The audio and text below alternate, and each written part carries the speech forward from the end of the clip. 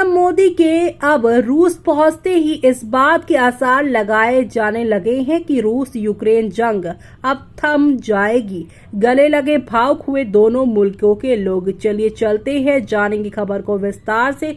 तब तक आप हमारे चैनल टीसी न्यूज चैनल को लाइक एंड सब्सक्राइब करना ना भूलें।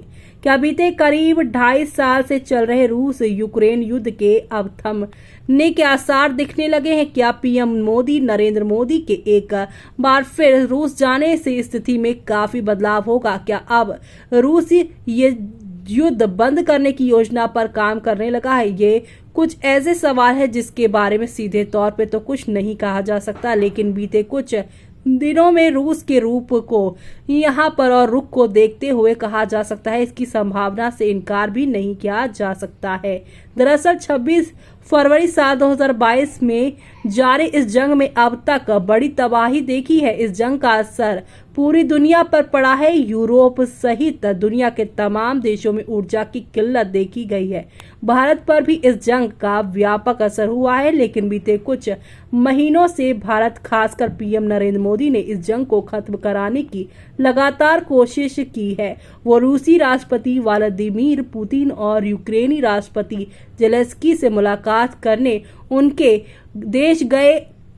उन दोनों के देश गए। फिर पीएम मोदी के बतौर दूत राष्ट्रीय सुरक्षा सलाहकार अजीत डोभाल ने भी पुतिन से मुलाकात की। उधर विदेश मंत्री एस जयशंकर अमेरिका, फ्रांस और अन्य देशों के साथ लगातार संपर्क में हैं।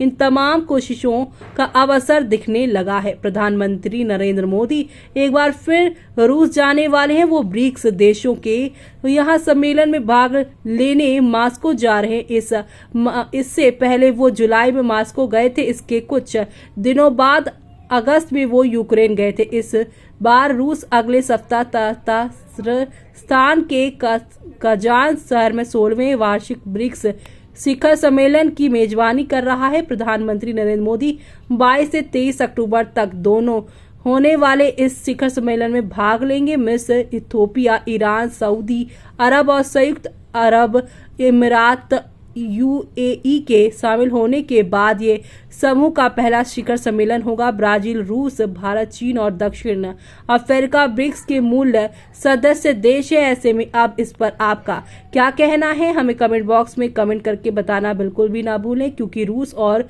यूक्रेन ने युद्ध बंदियों की रिहाई का एक समझौता किया है। बीते दिनों दोनों ने 90 युद्ध बंदियों को रिहा किया है। इस मौके पर लोगों के चेहरे की मुस्कान देखने लायक थी। उनके भीतर इस बुरे वक्त के खत्म होने की उम्मीद थी।